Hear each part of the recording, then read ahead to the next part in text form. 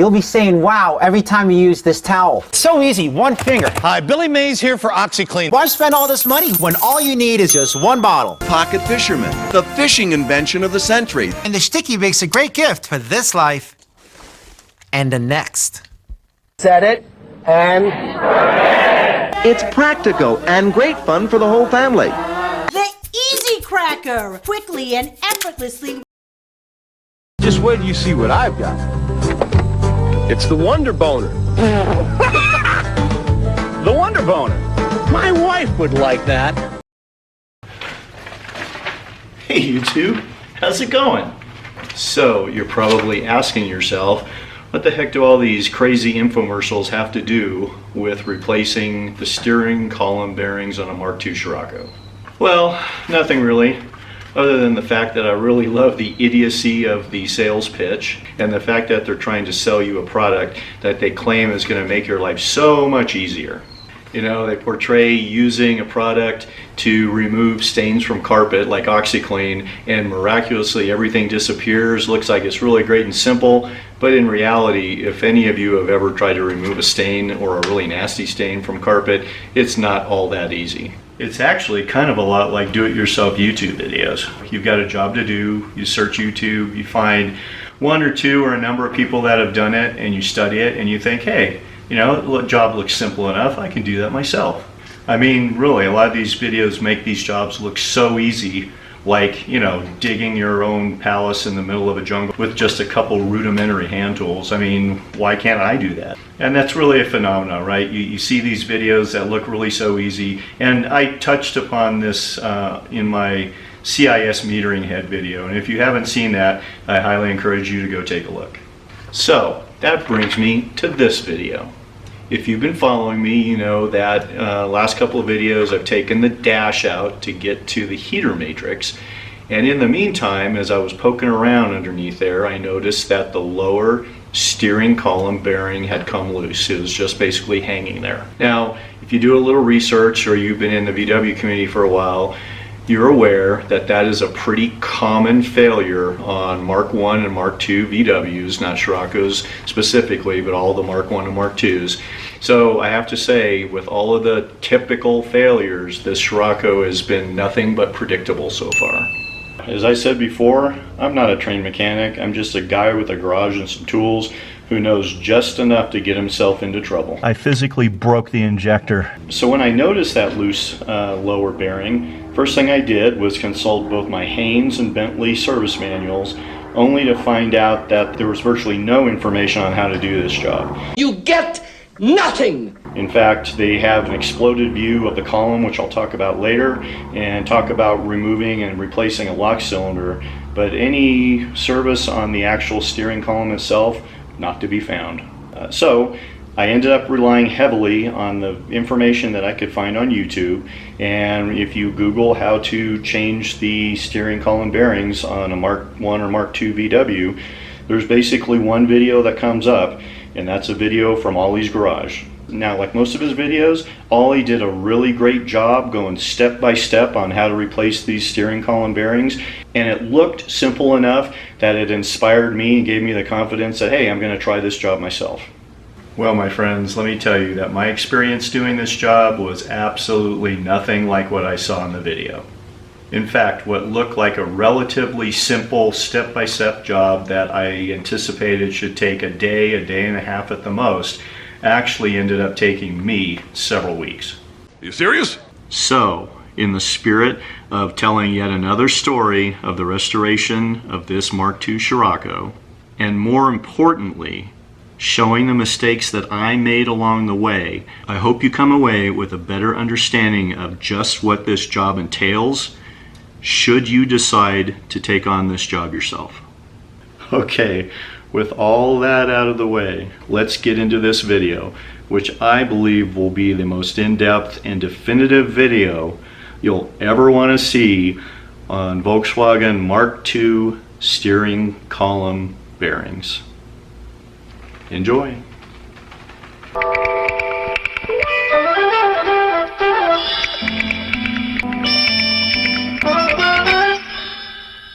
Alright, so that brings me to this video.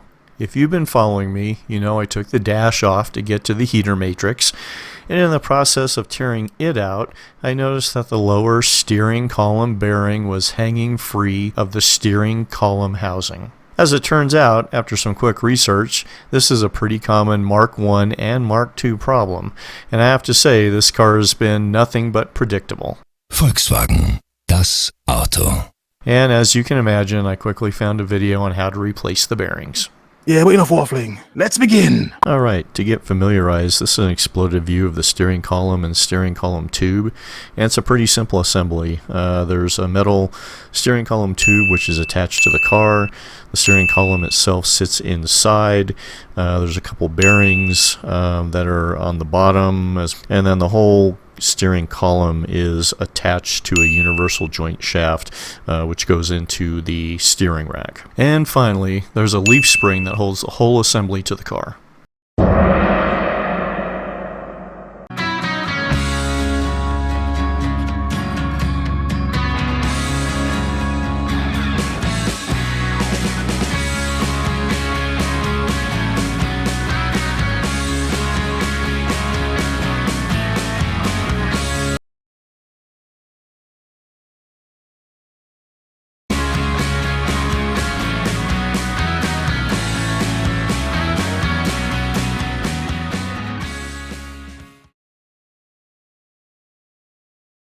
Okay, so I have seen this clip removal done basically on the Ollie's Repair, Ollie's Garage site, and he was trying to pry the band out one corner at a time, and it seemed like going out and getting a C-clamp vice grip was the way to go about it, because the middle of the tab basically compresses down. So that's what I did. I was able to compress down the middle of the retaining tab, and then just get a screwdriver in behind the band, and it just popped out. So I apologize for not getting that captured on film, but it's a little difficult trying to capture this whole thing. So it did just pop out. I think once I remove this vice grip, it should be free, and let's see what happens. So here you can see this clip, and here's the vice grips, and there it is. There it is. Simple. No shit, Sherlock! Yeah, this is the tab right here, which isn't real easy to see. That if you're going to do this job, get yourself a pair of these things. Perfect. Alright, this column should be free except for this bolt on both sides. I've already taken out the first two, and I've taken the U-joint bolt out. So let's cross fingers and see if this thing comes out.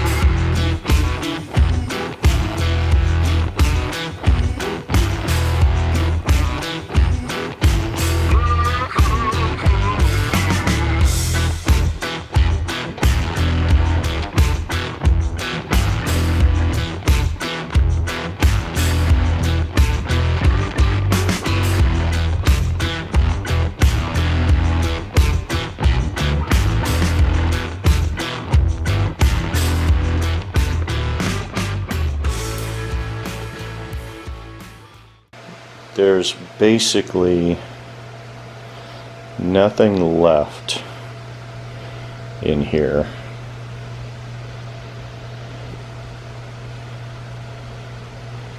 From the race. and obviously the bearing fell out and is in pretty sad shape. Yeah, there's nothing holding that in here whatsoever. So it just fell down. It's all just completely disintegrated. So this is what I need to press out. Where's your shitter? I've got a turtle head poking out. To get the new rebuild kit in. And the other channel, Ollie's Garage, basically found something to stick down this hole and push this out. I'll see if I can find something similar. Ollie had talked about using the handle of his jack. What? And you know what? Turns out it's exactly the right size for this as well. So I will attempt to just get this out with the jack sitting here and sort of do that, and you can see it is starting to come up. Not the most scientific way, but it does work. And you can see, there it is, you can see that this race is starting to come out, which is perfect because all I'm using is the handle of my jack. Exactly. So I'll continue on with this. You can see it's coming out, and there it is. It's almost out. And it is in pretty sad shape. Well, you look at that. So yeah, this bearing definitely definitely needed to be replaced. Alright, a couple more taps and this ought to come out. All you gotta do is just tap it in. Just tap it in now. And there it is. There it is. Unbelievable.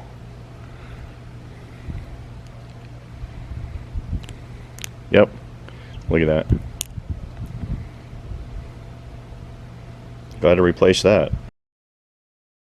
Let's see, I went out to Ollie's Garage, had talked about to get a rebuild kit. That's the only reason I decided to do this. And that's Mark 1 Engineering. So on their website, they actually have this disclaimer talking about how difficult this kit really is to install.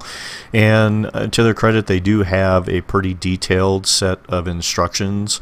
If you attempt to do this job, that I highly recommend that you consult. And they give you a new plastic piece, which goes up here, and you can see how foobarred that piece is.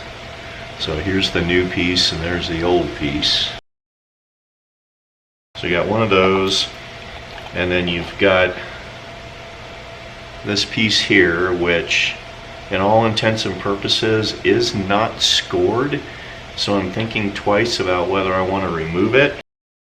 Although, not sure if you can see, but inside it looks like it's almost the similar type of polymer material. It's like got that orange color. So I don't know if it would degrade over time. It's not really a load-bearing surface, but if it's as easy just to pound that off, they do provide in the kit another one with a different kind of material. So this one would come off, the new one would go on. I'll probably end up doing that. No! God, please, no! No! And then to replace this goobered up bearing, here's the new one that they provide. So all of this stuff that kind of came off the edge of the old one is they've got a white material. I've seen it in other videos as black. I don't know if there's any difference, but this needs to be pounded into this column, and I don't know how easy that's going to be manually or if I need to take it somewhere.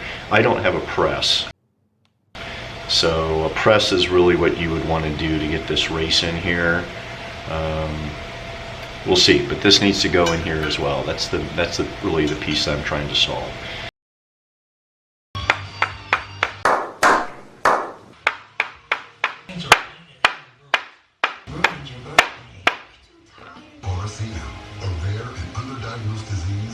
Shazam!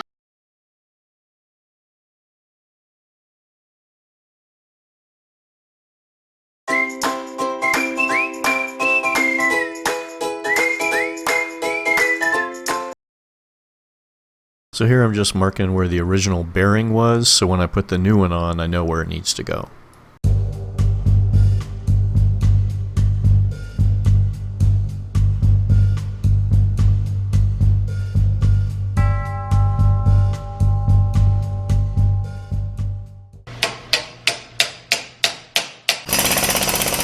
Alright, you can see it's moved off of the mark that I put on here, so that's a good sign. Alright, so you can see that it is working, it's moving.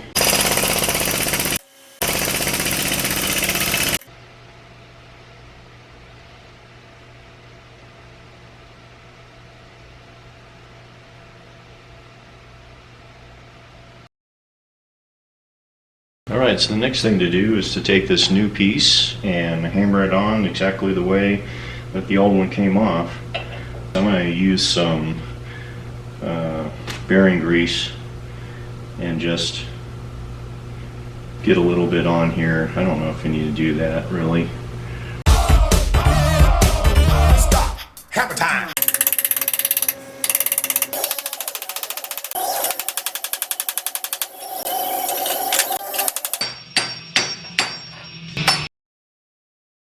Shit. Fuck. It was at this moment that he knew. He fucked up.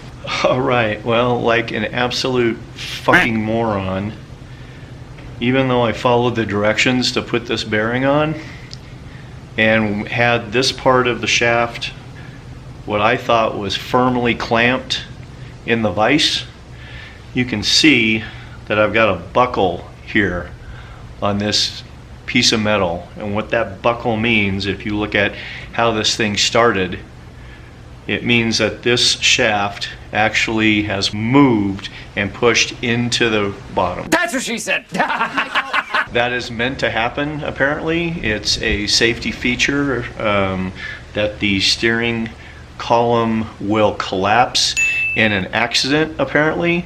That if you're in a head-on and your body hits the top here, which is where the steering wheel would be, this thing is meant to collapse in so that it takes some of the force out, because these cars don't have any airbags. But now I'm hosed. So this is unbelievable. I followed the directions, I clamped this thing, and somehow, as I was banging on this guy up here, this entire shaft moved inward. So there's a couple pictures where you can see what this thing used to look like, and now you can see that it's definitely moved in. I don't know if this is irreversible damage. Are you fucking crazy? I'm assuming that it is. Goddamn right. I really don't know how you would pull this out. God, unbelievable. The reason that bad things happen to you is because you're a dumbass. Needless to say, I was a little despondent about the meltdown. In the midst of my preparations for Harry Carey, it came to me. Let's fast forward a week, and I was able to scour the internet. Obviously, this is just another part that you're not going to find anywhere new. None of the usual restoration places have it. So I'm relegated, or was relegated, to eBay. Of the 1 or 2 eBay sellers, at least in the US, that were selling just the steering shaft, there was a lot of deceptive marketing going on there, that if you didn't know what you were looking for, they would basically take photographs of the shaft with that piece of metal not visible, or if they did have a picture, it was barely visible. And of the plain shafts that I saw, not a single one of them looked to be in pristine condition. They were all in the same condition as mine, where it was collapsed in on itself. Serious? So I was relegated to one of two options. One seller in eBay seller in Indio, California, which I believe is outside of Palm Springs, had a shaft assembly, which means that basically it had the ignition lock, it had the column, and it had the shaft. It's still inside, and that's what I bought. This part was, I think, $90, and I'm taking the gamble. I haven't opened this yet, it just showed up today. I'm taking the gamble that because it's an entire assembly, it's not going to be damaged and collapsed in on itself. He did have another one which was a complete assembly, which was a couple bucks cheaper, and maybe if this one doesn't work, the other one will work. But let's go ahead and open this up and see if the gamble paid off.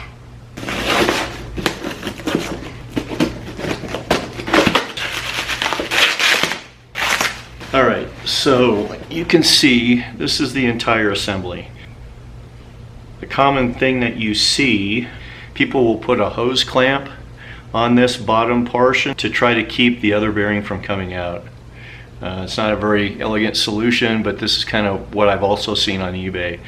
So what I need to do is get this ignition switch assembly off and get this spacer off and pull out this shaft and cross my fingers that I've got something that isn't damaged. Few moments later.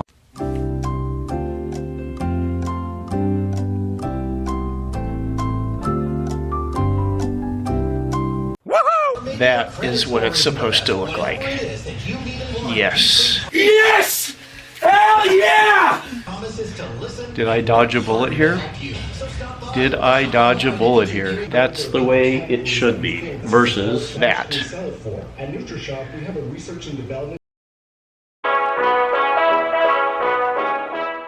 Alright, so with this new steering column that I was so lucky to find, next thing to do is to get this lock assembly back onto the shaft, and then get the whole thing into the steering tube, which I've already got obviously the race into.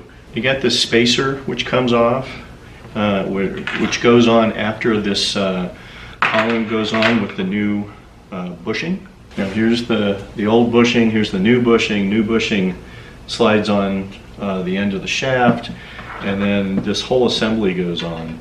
But what I was sort of realizing, number one, is there's notches in the top of this steering shaft, and that happens to be, I believe, when you take the key out, the locking mechanism pops out. I don't know if you can see that right in here, okay? That pops out, so when you put the key in, and you go start the car, it retracts so that the steering wheel can turn, and then this locking mechanism, when you pull the key out, it pops out. And that little notch goes into the slots that are on this piece that are welded up at the top. This is where the steering wheel goes on. So when you are moving your steering wheel and you hear it go click and then it's stuck, what you're doing is you're moving this shaft until that spring-loaded clip can then get stuck in between there. So that's what's happening there. Wow!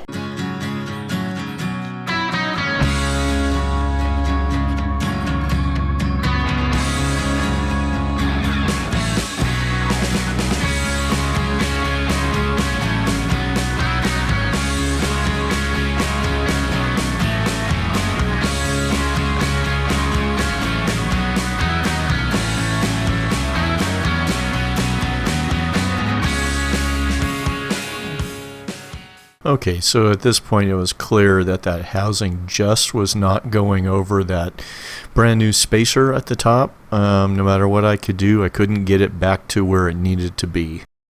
Way too much force.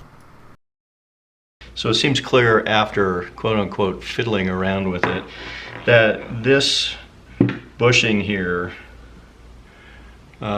is not really sized properly to go in here, and if it is, you've got to put an extraordinary amount of force on it to have it slide over and get flush. I think the problem is that this bushing, which is again a replacement for the one that came out, and the one that came out is all smushed, right? So I can't believe that heat did that. If you look at these ribs. Rib for her pleasure. Ew. That are on here versus here, there was a lot of force that had to be applied to put this thing on here. And when it comes to mechanical assemblies, I don't believe in applying any more force than you need to. Don't be fucking stupid. So in my opinion, this bushing is not a good design to begin with, and the fact that Mark 1 Engineering is actually selling a reproduction of this makes no sense to me at all, because there's just an abnormal amount of force, in my opinion, and from what I've seen on all these videos, to get this thing to go on. And I think Ollie refers to it as you have to fiddle around or play with it, and I'm not inclined to do that. So he also mentioned that he went ahead and bought a new one of these assemblies, and I did note that, you know, these bearings, this is the original one, these bearings are not the smoothest at the moment. So he claimed that you put the new one on and it went on like butter. Well, okay, for the price that it cost to get a new one of these, I went ahead and did it as well. Yet another week later, here's a brand new aftermarket assembly, and I do notice right off the bat, and there's not even any grease in here, this bearing is turns so much easier than the old one. Okay, that's one point. The kit, I got all three of these things, which is basically this housing. I came with a new ignition switch and a lock cylinder. And I opened up this package, and the damn lock cylinder has this metallic finish on it, which is not what was in the picture, which was not what was on the website. I got this kit from Arizona Auto Haus, which I've got a lot of other parts from. And on the picture, on the website, it shows that it's got this black ring on it. Well, if I wanted a silver one, I would have bought a silver one. I want a frickin' black one.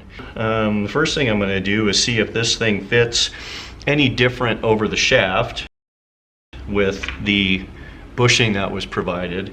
And if it does, then hallelujah, and then I'll figure out whether I want to take my original lock cylinder off, which appears to be working fine, because I want the black. I don't want the frickin' metal, which is what they sent me, and go from there. All right, so let's see. Let's get this on here. I'm not going to stick it in the shaft yet. I just want to see, and I can't imagine that these two diameters are any different, and that this one is going to slip on any easier than the other one. But let's see.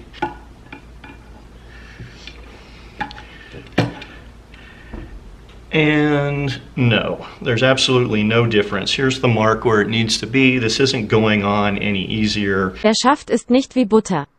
Because all these dimensions are the same. So from this perspective, if you're thinking of doing this job, don't go to Mark 1 Engineering. In my perspective, you're going to just throw away money. There's plenty of places on the internet where you can get this lower race and bearing assembly. Just do that. I mean, I've seen them as low as $9.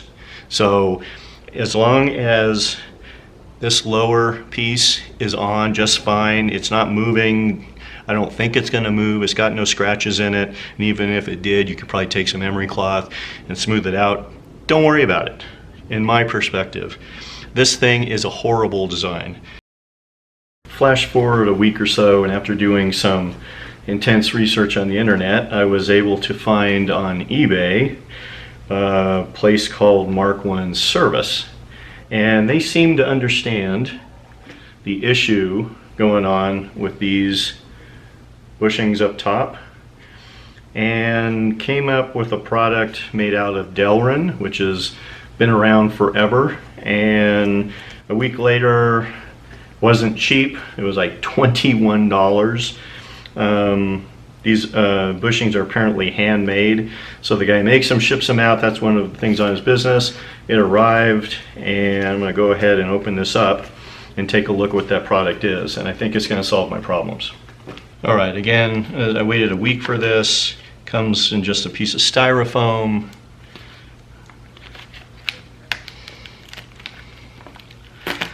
Open this up, and it turns out what it is a bushing, again, made out of Delrin. I don't know if this guy molds it or machines it, but if you notice right off the bat, there's one big difference between this piece and these older pieces. These older pieces, again, are tapered. They kind of come up. They've got these ridges on them. And this is a flat piece. It's extreme. It's 90-degree angles. There's no ridges on here. And if this is toleranced right, it should fit into this housing with no problem whatsoever. And I think that's what he basically says on his eBay webpage. All right, so here's the new housing. And just for grins, I want to stick this one in, whereas the old one would not go in all the way because it was tapered. Lo and behold, look at that. It's in there, it's all the way flush, and this piece, with this piece spacer on there, will give you the right offset so that you can get the rest of the steering wheel assembly put on. This was not hard at all to stick in here. Let's get the actual shaft out and see if it goes on.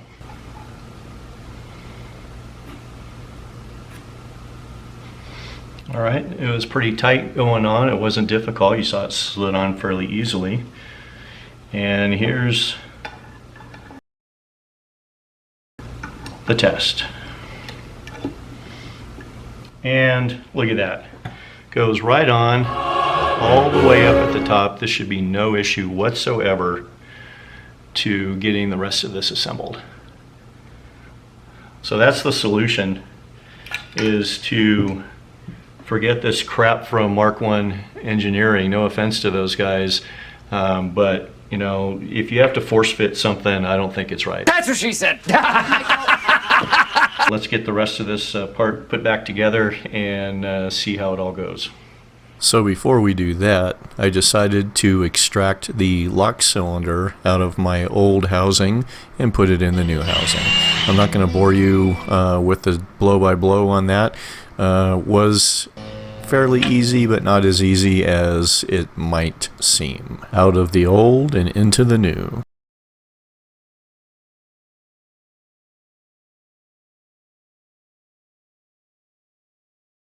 And after I installed the ignition switch, which was a simple task of sticking it in the slot and screwing it in, it was time to assemble.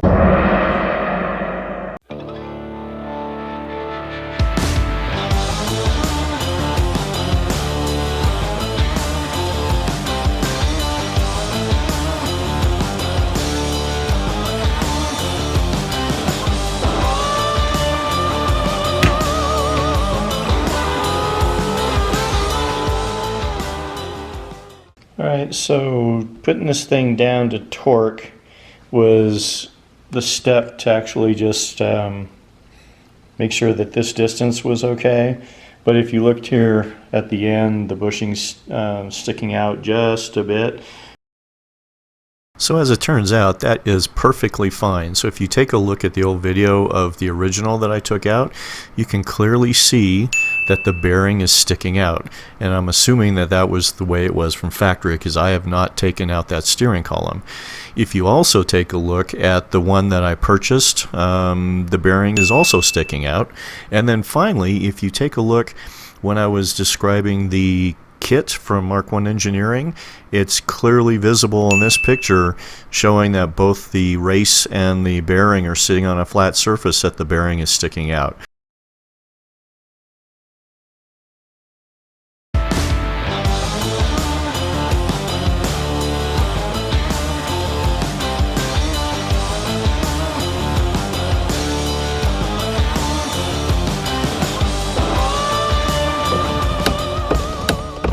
So we've got the U-joint Bolt put back to 30 Newton meters or 22 foot-pounds.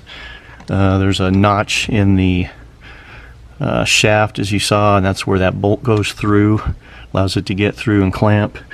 I've loosely got these guys up on top. I'm going to go ahead and put the bottom ones in, and then we'll go ahead and see what we can do to get this clip back in.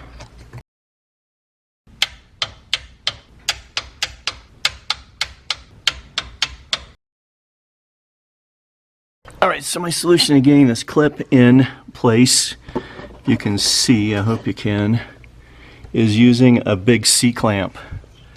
Right? Big C-clamp. Goes onto that housing on one side, and then you just press that son of a biscuit right over the top of that clip. And I just kept going and going until I heard it go pop, and it should be in place. Alright, so here you go. You can see, and zoom out a little bit. Ginormous C-clamp that went up on top, and not sure if it's clear, but the little tab, retaining tab, has popped. This thing is securely in both on the top and the bottom. So with that, I am going to call this job done.